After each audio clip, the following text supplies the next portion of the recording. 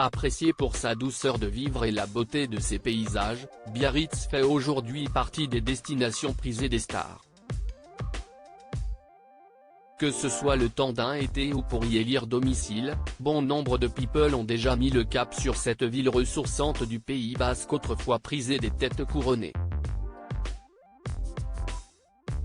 Si certains y sont de passage pendant la période estivale, comme Penélope Cruz le 29 juin dernier pour la première édition du Festival international du film de Biarritz, la crise sanitaire a elle aussi accéléré les choses, comme nous l'a expliqué Alexandra Rosenfeld au cours d'une interview accordée à Gala.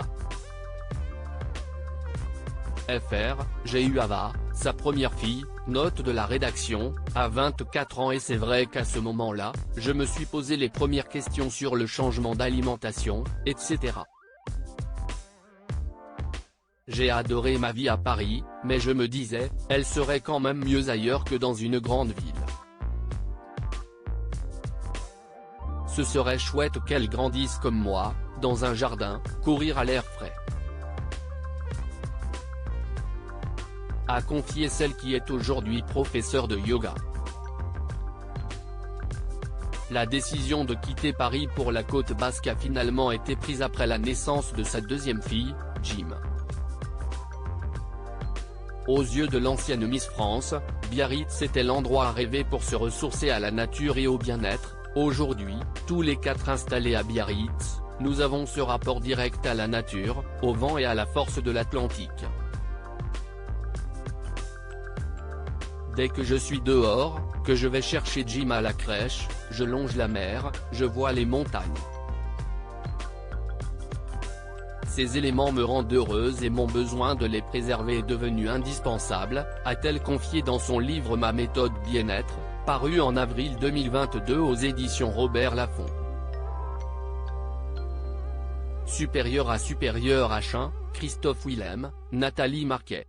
Les vacances des stars de stars. Et des nouvelles adresses UP. Sarah Poniatowski, ex-femme de Marc Lavoine et décoratrice d'intérieur de profession, a elle aussi profité de cet engouement pour ouvrir une nouvelle boutique maison Sarah Lavoine, à quelques pas seulement de l'océan, comme on a pu l'apprendre dans un reportage de 50 Inside diffusé en juin 2022 sur TF1. Mais alors, pourquoi a-t-elle misé sur Biarritz? Je connaissais la ville bien sûr et j'avais cette idée un peu floue. Elle est devenue très concrète lorsque nous avons travaillé et fini le chantier de l'hôtel et du restaurant Café de Paris, qu'elle a repensé il y a 2 ans, note de la rédaction, qui a révélé une affinité évidente entre la marque et la région, a-t-elle confié à nos confrères de Marie-Claire. Et de rappeler son attachement pour le Sud-Ouest, je suis très attaché à l'océan. C'est à la fois une source d'inspiration et d'énergie.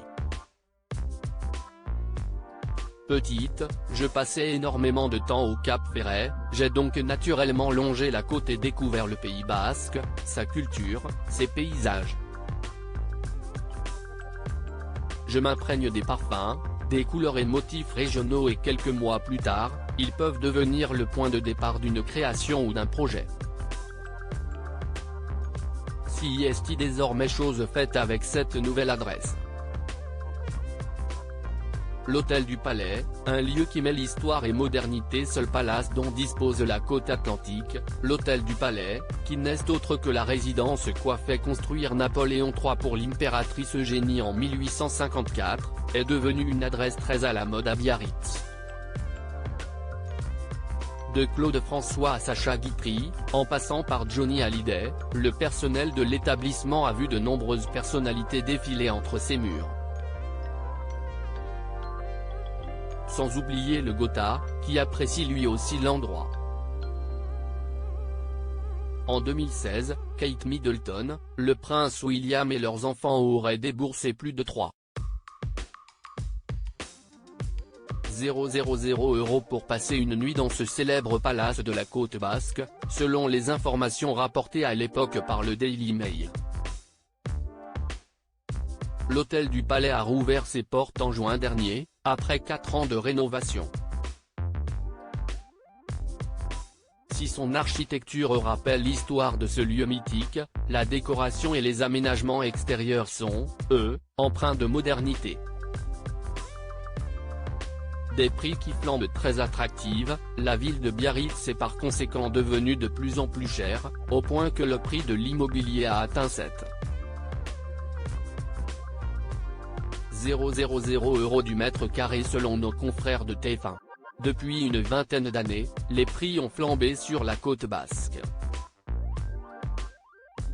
Une situation surréaliste qui a fini par amuser les employés des agences immobilières. On a beaucoup de SDF, des sans difficultés financières, plaisantait l'un d'entre eux, auprès de Libération, en 2003.